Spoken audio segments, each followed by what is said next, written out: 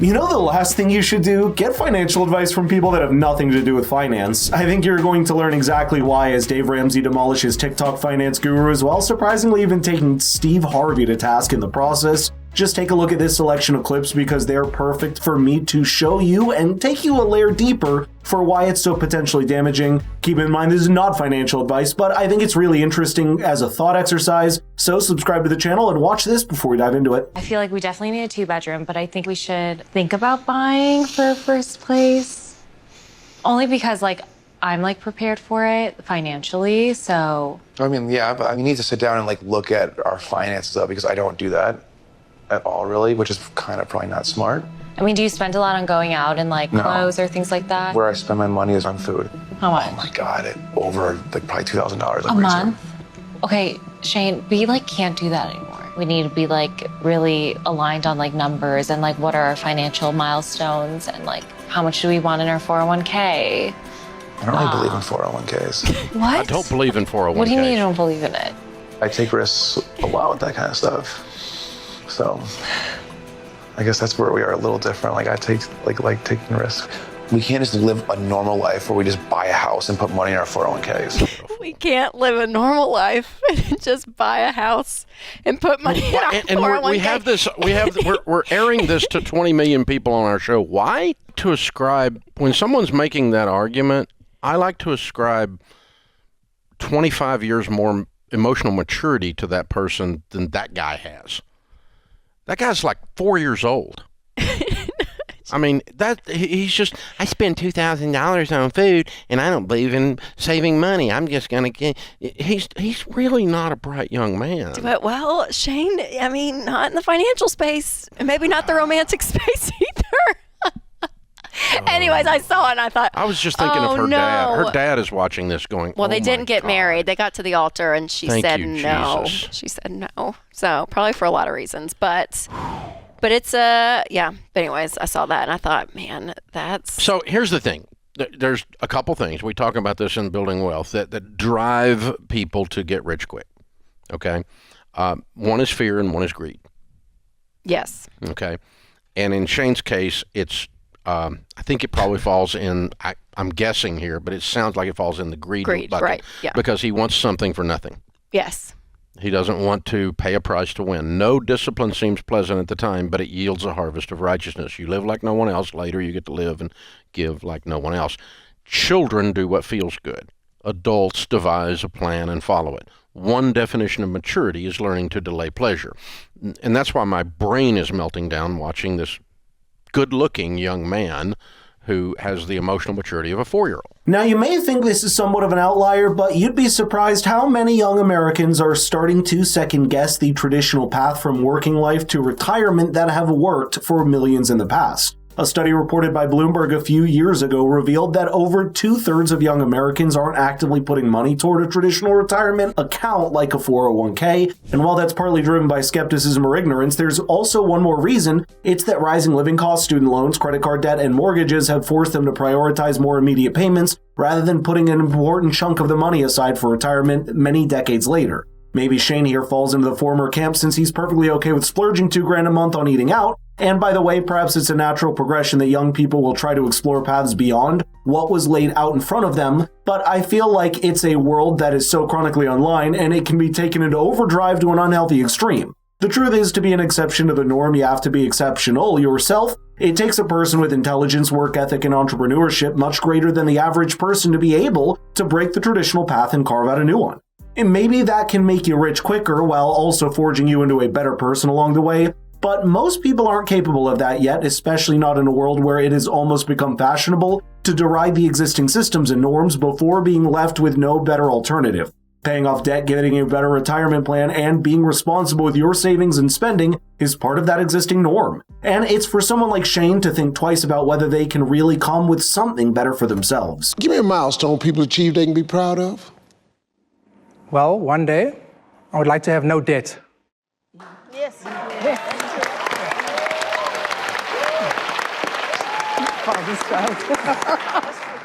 That's not going to happen. Debt is okay. OPM, other people's money. is how you get rich. You use other people's money, not yours. That's how you get rich. Dave, I want to punch something, and you're the closest thing next to me, and so I'm going to refrain. You know, here's the thing. If you're a game show host, that's cool. But you probably ought to just like host the game show and not give out financial advice, for one thing. The second thing you shouldn't do is give out financial advice if you're $25 million in debt to the IRS. You just airing out some laundry here, Dave? I'm just saying, when you Google Steve Harvey, you find out he's $25 million in debt to the IRS. So if you're $25 million in debt to the IRS, when it comes to money advice, you should shut up. You really should not open your yap. Listen, Steve, we would have left you alone, brother, but you know what happened? You stepped on a young man's dream, and you walked over into our garden when you did it, and so a pruning is in order. So that's what you're experiencing, young man. Stay in your lane, brother, and you'll be okay with us. We love you. We think you're funny. We think you're a great guy. Don't be a dream killer, though. Yeah. And if that contestant is listening, I want you to call us up, because we will actually help you. Actually, we'll give them a free subscription for a year to Ramsey Plus so they can get into Financial Peace University, and we'll get them out of debt. Our friend Steve didn't do a good job of that. Well, yeah. Condescending dream killer. Man. Well, ain't going to happen. Not going to happen. Sounds a lot like Eeyore. OPM, other people's money. Use the taxpayers' money. You know what irks me the most that even Dave Ramsey doesn't mention here about this whole OPM idea? It's that debt isn't even other people's money to begin with. Debt is very much your own money that you have to pay back in full and then some. And Steve Harvey didn't even ask that contestant what kind of debt he has, because even proponents of using debt as a means of leverage will tell you there's a lot of debt that's bad. Pointless credit card loans, payments for a fancy car, and unnecessary EMIs are all examples of bad debt that can eat up your budgets and make you miserable. Nothing about that sounds like other people's money. Now, to give him the most charitable reading possible, perhaps Steve Harvey meant that putting your money to work for you is how you get rich, rather than working for money by selling your labor. But that's only a layer deep. The fact is, nobody gets rich on other people's money. At best, you get rich off other people's expertise and labor. Even when you put money in a stock market, that money isn't just sitting there multiplying. It's going to companies that are operating with employees, turning up to work every single day to make money for the company, some of which ends back to you as dividends. Uber, for example, makes money by taking a small fraction of other people's time and labor who drive passengers around all day. You can either get rich off 100% of your own effort or 1% of 100 people's efforts. That requires you to set up elaborate systems in place and understand how to work with other people. You don't do that by passing a blanket statement on debt or being a necessary tool of getting rich. But there's apparently more bad advice floating around on the internet, especially as it regards the real estate market. Take a look at this. I want to play a video and get your reaction and see what you think about this. So we're going to play a TikTok. We're going to go picture in picture here. This is very exciting. You ready? Very exciting. Roll that beautiful bean footage. This is the #1 real estate investing strategy that I use to become a millionaire. Oh, that's a little over the top. Method. Oh, B, jeez. buy a property for a good price or below market value that preferably needs some TLC. Okay. R, renovate Whoa. or repair the property Lot so of that jump you cuts. can make it attractive Take the to fur future off tenants who inside. pay the rent. R, rent out the property to a tenant with good credit. Oh, boy. R, refi. Oh, jeez. Oh, boy. Once you have revenue coming into your property and you build some equity, you Yep. go back to the bank That's and it. get a Nothing cash could refi. go Or wrong. repeat this process again with the money the bank gave you and buy another revenue property. Of course. Well, It's More that real estate simple. facts and tips. Oh, here we follow me go. on TikTok and Instagram. Okay, now Wow. so first of all, there was already a little too much pep in that interview and that whole thing, Lot of whatever pep you in the call that. step. But then she went TikTok at the end, and I completely forgot everything she said before that. Well, she's got a future as an actress if the real estate thing doesn't work out. A lot of acting going on there. The real estate thing is not going to work out for her, George. Well- this is This is an old playbook. This is old school, brought to a new school platform. And here's what it's doing. The young kids out there, kids in their 20s and their 30s, my age, they're going, Yeah. this is my path because I am saddled with student loan debt. I'm Yeah. living off credit cards. I've got a car payment. I need a way to make a lot of money fast. Go into debt now, even more debt, and then sell it. Oh, no, rent it to a renter, It's a then repeat the foolproof process. plan. She basically said, go into debt, have somebody rent it, and then repeat the process, go into more debt, It and build reminds up me more renters. of a young Dave Ramsey pre-bankruptcy. See, this is my point. This is what Dave did before the TikTok. Oh, boy. Can you imagine Dave doing that video 35, 40 With hair? some years ago? Sorry.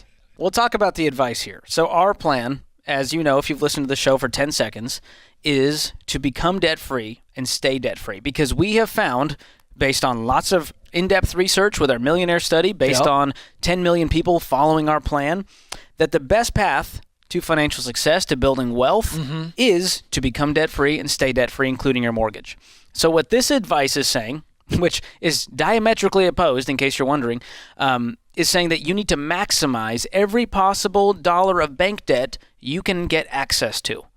So here's the idea. Leverage debt out your eyeballs to have maximum cash flow and hope that everything works out perfectly on paper. I think this suffers from a similar problem as Steve Harvey's callous conception of debt. The idea that you can simply renovate a house, lease, and refinance to buy another property sounds simple, but in reality it's simplistic and is better in theory than in practice. For one, it requires a large working capital to get the ball rolling, which a lot of people don't have or are willing to risk. But more importantly, it doesn't take into account dealing with tenants, property taxes, and management. It doesn't even take into account the fact that someone who's a novice might end up buying their properties in an overvalued market like the housing market has been for a long time, and then end up underwater mortgages with their house drops in value below what they financed it for. That's the risk aspect that is always left out of discussions like these because they don't sell very well online, and it's all a result of selling people some idea of getting rich quick by using the same tools that are making the financial lives of Americans so difficult. One of those happens to be a credit card, which this next person tried to use in a strange combination of somehow get a free honeymoon vacation for a newlywed couple. Okay, here is some of the worst wedding advice I've heard. Okay. Let's go.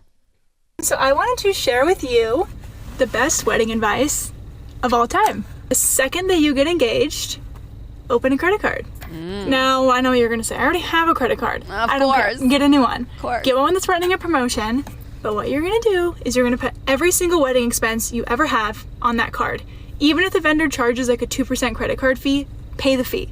It is worth it. Seriously. We got a ton of bonus points. We put everything on that card because we already have cash saved. And so I think a lot of people think like, well, let's just pay with cash, then we're not in debt, right? But you already have the cash. So we just use it to pay off the credit card every month, but we're still getting miles. And that's like where the money really is. So then when you have all of these miles, you use it to literally book the honeymoon of your dreams for free.